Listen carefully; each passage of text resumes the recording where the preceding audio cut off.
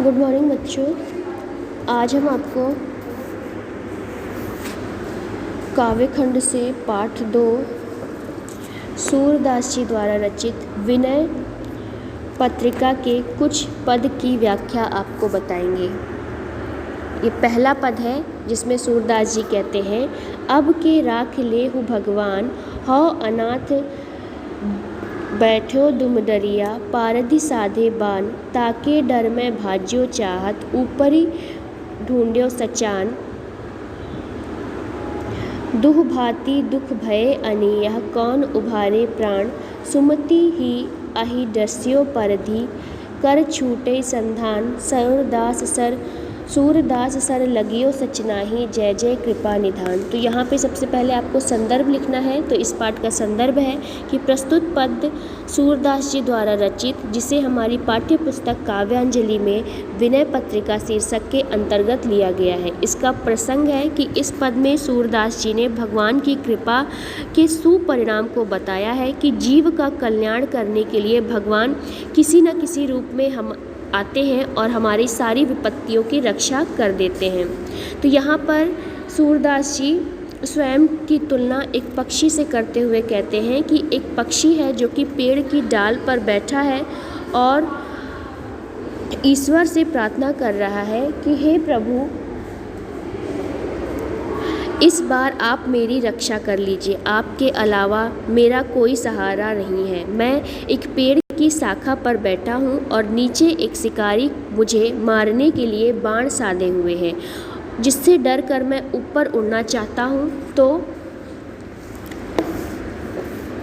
वहाँ भी बाज मेरा शिकार करने के लिए छिपकर बैठता है। यदि मैं ऊपर उड़ता हूँ तो बाज का शिकार बन जाऊँगा और नहीं उड़ता तो शिकारी द्वारा मारा जाऊँगा।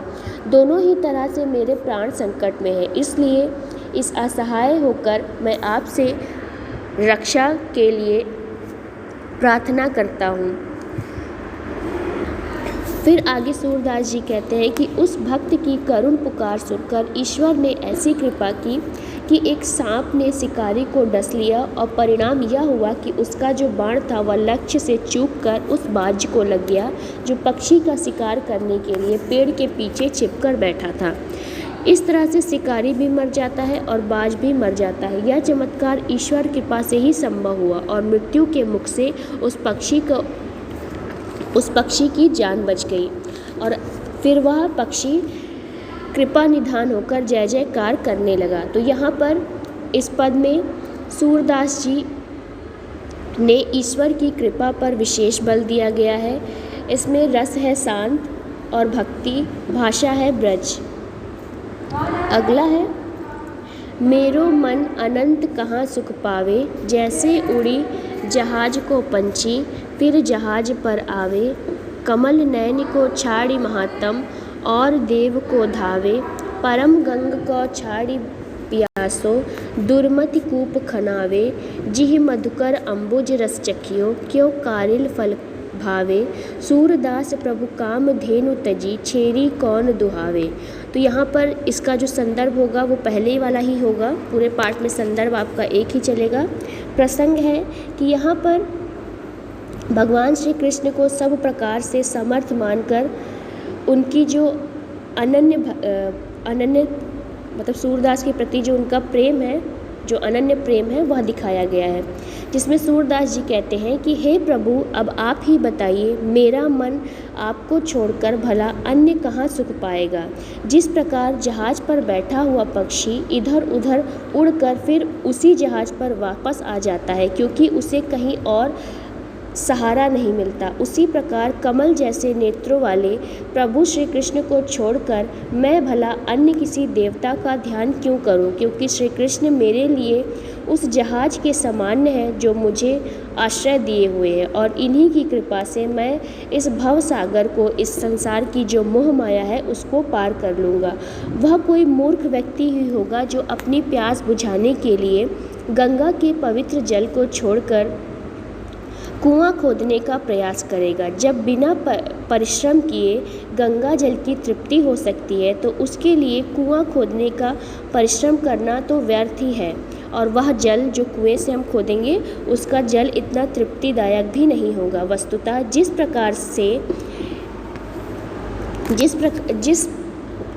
व्यक्ति को एक बार मीठे फल का स्वाद लग जाता है तो फिर उसे कड़वा फल अच्छा नहीं लगता। तो कहने का अर्थ यह है कि जिसने एक बार भगवान श्री कृष्ण की मधुर भक्ति में रस का पान कर लिया फिर उसे संसार की विषय वासनाओं का सुख नहीं मिलेगा।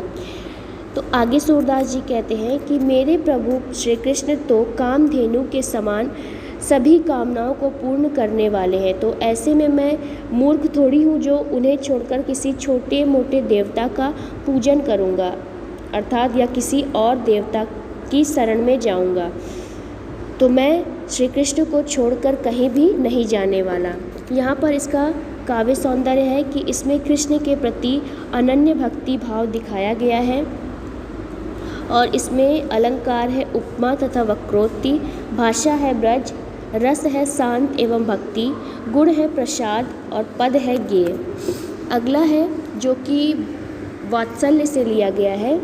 इसमें सूरदास जी कहते हैं हरि जू की बाल छवि कौबरनी, सकल सुख की सीव कोटि मनोज शोभा हरनी, भुज भुजंग सरोज नैनी, बदन बिंदु जीत लरनी, रहे बावरिन सलील नभ उपमा उर दूरी डरनी, मंजू मेचक मृदुल तनु अनुहर्त भूषण भरनी, मनहु सुभंग सिंगार शिशु तरु फरियो अद्भुत फरनी।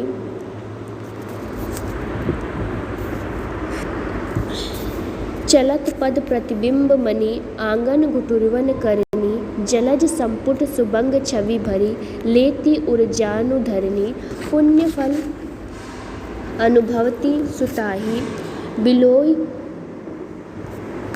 बिलोक के नंद घरनी, सूर प्रभु के उर बासी किलकानी ललित लरखानी। इस पद में सूरदास को वात्सल्य का सम्राट कहा गया है और उन्होंने बाल कृष्ण की सुंदरता है उसका बड़ा ही मनोहर चित्रण किया है और कहते हैं कि मैं भगवान श्री कृष्ण की बाल छवि का वर्णन कर रहा हूँ। उनका यह अनुपम सौंदर्य संपूर्ण सुखों की सीमा है तथा करोड़ों कामदेव की हरण करने वाले हैं। उनकी भुजाओं में सर्प को, नेत्रों में ने कमल को और मुख ने चंद्रमा को जीत लिया है। इसलिए अब क्रमशः वे सभी बिल में अर्थात आकाश में जल से लज्जित होकर पलायन कर रहे हैं तथा अन्य दूसरी उपमाएं भी डर कर छिप गई हैं। तो यहाँ पर श्री कृष्ण के श्यामल सुंदर शरीर को बहुत ही सुंदर एवं आकर्षण आभूषणों से युक्त देखकर ऐसा लगता है मानो कोई श्रृंगार का छोटा सा पौधा जो कि अद्भुत फलों से युक्त होकर सुशोभित हो रहा है। तो मतलब यहाँ पर श्री कृष्ण के जो सुंदर शरीर है और उनके शरीर पर जो आभूषण है वो बहुत ही सुंदर लग रहे हैं और उसे देखकर ऐसा लग रहा है मानो कोई श्रृंगार का छोटा सा पौधा है और उसमें अद्भुत तरह से फल लगे हैं। जब श्री कृष्ण मणि से जड़े हुए आंगन पर घुटनों के बल चलते हैं तो उनके हाथ पैर का प्रतिबिंब उस आंगन पे पड़ता है जिसे देखकर ऐसा प्रतीत होता है मानो पृथ्वी कमल के संपुट में श्री कृष्ण की अनुपम सुंदरता को भर रही हो। श्री कृष्ण की इन क्रीड़ाओं को देखकर नंद बाबा की पत्नी यशोदा अपार सुख का अनुभव करती हुई अपने पुण्य के बारे में सोचती है जिसके कारण उन्हें श्री कृष्ण की लीलाओं को देखने का सौभाग्य अर्थात सुख प्राप्त हुआ है। और सूरदास जी कहते हैं कि बाल कृष्ण की वह किलकती एवं लड़खड़ाती चाल मेरे मन में अब आज भी बसी हुई है। यहाँ पर इसका काव्य सौंदर्य है कि इसमें श्री कृष्ण की बाल रूप का अत्यंत मनोहारी चित्रण किया गया है। अलंकार है उत्प्रेक्षा अनुप्रास और रस है वात्सल्य, भाषा है ब्रज, पद है गेय, माधुर्य एवं लक्षणा शब्द शक्ति का प्रयोग हुआ है। तो बच्चों ये हो गया सूरदास जी द्वारा रचित विनय पत्रिका और वात्सल्य के पद। आज के लिए बस इतना ही।